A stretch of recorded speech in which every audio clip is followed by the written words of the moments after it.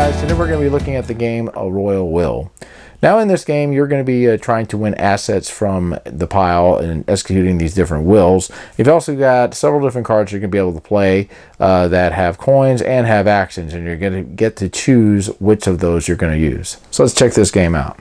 Everybody in the beginning is going to be receiving two of these tokens, one that says bust, and on the other side it says 1, and they're also going to get one that says +1 and -1, and I'll talk about how these work here in a little bit. Right here you have the bank, and these are going to have a bunch of coins in there, and it's also going to have these wills, and anytime you're able to collect 10 or more tokens, you're going to end up winning one of these, and if you just play the standard game you'll automatically win. Now if there happens to be a tie by the time the will is finished, then whoever ended up winning the most coins on that turn will end up winning. We have a whole bunch of cards in here, and there's 6 different ones that you're going to be using. Now, the card has a coin part here, and then it also has an action part here. You're going to be dealt 2 cards, and then you're going to be choosing one of the cards to represent the amount of coins that you're going to try to get from what is called the assets over here. And then the cards also have an action, and this is going to be the second card that you're going to play, and then you're going to carry out this action. Now in the beginning, depending on how many players there are, you're going to go ahead and start off with a certain amount of coins. I've got a 2-player game going, so we'll have 5 coins. And then each player is also going to be receiving 2 coins to start with as well. So here are the cards.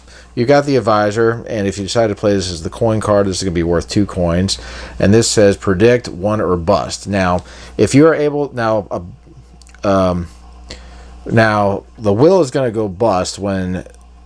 now what you're trying to do is you're trying to get this amount of coins from the assets over here, but you also have to watch out that the will does not bust, meaning that the amount of coins that players have played do not end up getting down to -1, for example. So if you ended up playing 2 coins and an opponent played 4 coins, another player, and so if you ended up having a card that played 3 coins and an opponent played a card that had 3 coins, there's only 5 coins in there, then the will is going to bust. And what's going to happen in that case is the player that ended up trying to get the most amount of coins is going to end up losing 2 coins back over here into the assets. The advisor has, if you play this as a coin card, you're going to be trying to get 2 coins, but this also has the predict option, which means 1 or bust. What you're going to try to do is you're going to try to predict whether or not the will is going to bust. And if you decide to play this as the action, if you end up correctly guessing, then you're going to receive 2 coins from the bank, along with any amount of coins that you played on your first card. The tax collector is going to be worth 3 coins, and this is going to allow you to move a coin to the assets section or to the bank section. This is the solicitor.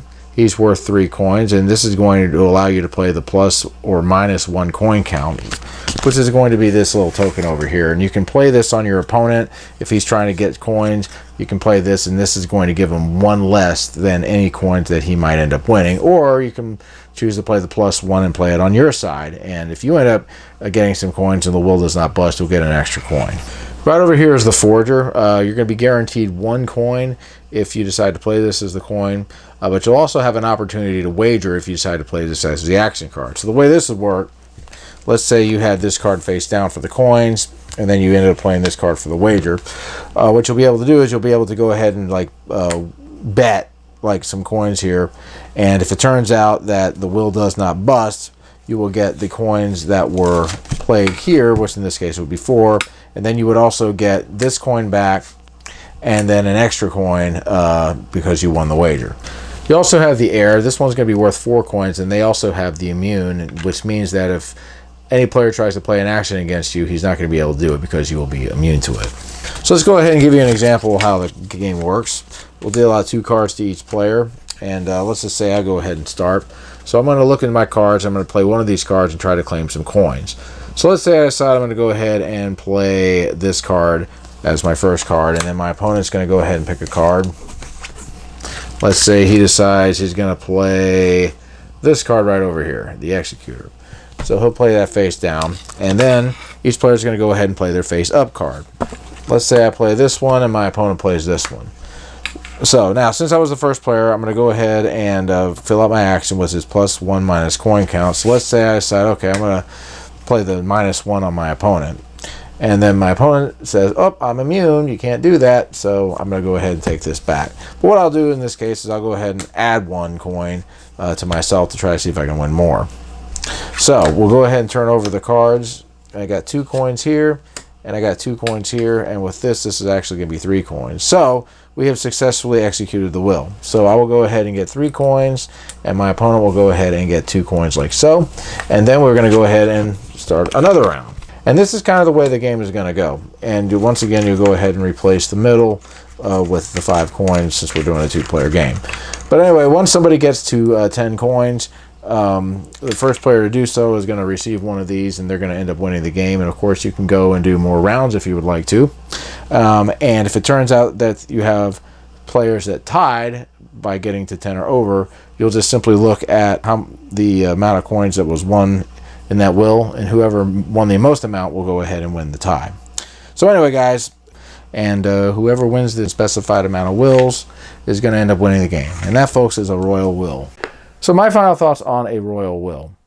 Well, this game only has 6 cards in it, but you can do a lot with those 6 cards. With the coin values that are on there, some of the cards have an opportunity for you to gamble on them. Others, you can switch cards around. You got 1 card that is immune. And you've got a lot of different things that you can do. And when you start getting the different combinations of cards, I've found that you can even do more.